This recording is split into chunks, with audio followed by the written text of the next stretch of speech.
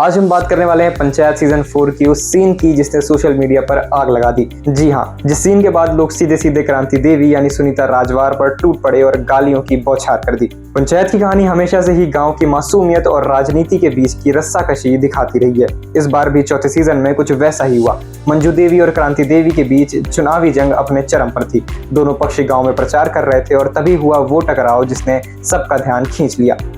Scene में दिखाया गया कि क्रांति देवी गर्भवती खुशबू को बुरी तरह से डांट देती हैं। पहले तो उसे बुरा भला कहती हैं, फिर उसकी इज्जत पर भी सवाल उठा देती हैं। 50 लाख रुपए वाली बात पर उसका नाम प्रहलाद चाचा के साथ जोड़कर उसे बदनाम करने की कोशिश करती हैं।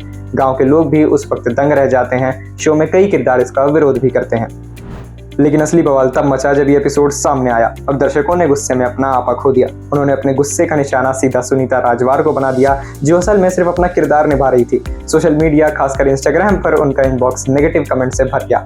लोग भद्दी भद्दी गालियां दे रहे हैं, कोई उन्हें कोस रहा है तो कोई बद्दुआ दे रहा है। सुनीता राजवार खुद इस बारे में कहती हैं कि लोग इतनी नफरत कर रहे हैं जैसे ये सीन असल में हुआ हो। उन्होंने कहा कि उनके इंस्टाग्राम पर कोई लिख रहा है कि आप एक प्रेग्नेंट महिला के बारे में ऐसी बात कैसे कर सकती हैं, तो कोई उन्हें बधाई दे रहा है कि प्रधान बन गई और उसी के साथ गालियां भी दे रहा है। लेकिन दोस्तों, यहाँ दिलचस्प बात यह है कि सुनीता इन गालियों और नफरत को बहुत हल्के और हंसते हुए ले रही हैं। उन्होंने खुद बताया कि वो और उनके पति दोनों साथ में बैठकर इन कमेंट्स को पढ़ रहे थे और खूब हंस रहे थे। उनका कहना है कि लोग जानते हुए भी कि ये सब फिक्शन है, इतनी मासूमियत के साथ इस शो से जुड़े हुए हैं कि असली नकली का फर्क ही भूल जाते हैं। सुनीता ने कहा कि उन्हें इस बात से कोई दुख नहीं बल्कि गर्व हो रहा है कि उन्होंने अपने किरदार को इतनी सच्चाई से निभाया कि लोग उसे असली मान बैठे। उन्होंने तो यहाँ तक कह दिया कि ये सारी गालियां और नेगेटिव कमेंट्स उनके लिए मेडल की तरह हैं। अब वो सोच रही हैं कि अपने इन मैसेजेस को लेकर एक मजेदार रील बनाएंगी ताकि लोगों को समझ आए कि ये सब एक्टिंग का हिस्सा था। यही तो होती है कलाकार की असली ताकत, जब लोग उसकी एक्टिंग से इतना जुड़ जाएं कि उसे असली समझने लगे। लेकिन शायद दर्शक ये भूल जाते हैं कि कलाकार का काम ही ये होता है कि किरदार को असली लगे। सुनीता राजवार ने अपने करियर में कई ज़बरदस्त रोल किए हैं। उन्होंने नेशनल स्कूल ऑफ ड्रामा से पढ़ाई की है और थिएटर से लेकर टीवी तक का सफर तय किया है। उनकी हर परफॉर्मेंस में एक गहराई होती है और यही वजह है कि लोग उनकी एक्टिंग को इतना सच मान लेते हैं।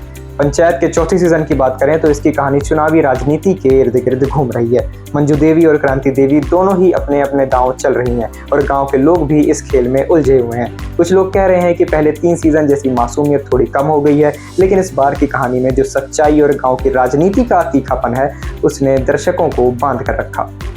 अब सवाल ये उठता है कि क्या हमें किसी कलाकार पर उसके किरदार के लिए इस तरह गुस्सा निकालना चाहिए? क्या हमें ये समझना नहीं चाहिए कि वो सिर्फ अपना काम कर रहा है? सुनीता ने भी यही कहा कि उन्हें इस रोल को निभाने में मजा आया और उन्हें खुशी है कि लोग इसे इतने इमोशनली ले रहे हैं। दोस्तों, हमें ये याद रखना चाहिए कि एक्टिंग एक कला है। कलाकार अपने किरदार में इतना डूब जाता है कि वो हमें असली लगने लगता है, लेकिन हमें गुस्से में ये भूलना नहीं चाहिए कि वो किरदार और वो इंसान तो अलग अलग चीजें हैं। सुनीता राजवार का जवाब भी यही था कि लोग गालियां दे रहे हैं, लेकिन मुझे लगता है कि मैंने अपना काम सही किया, तभी लोग रिएक्ट कर रहे हैं। और यही इस पूरे मामले की खूबसूरती भी है।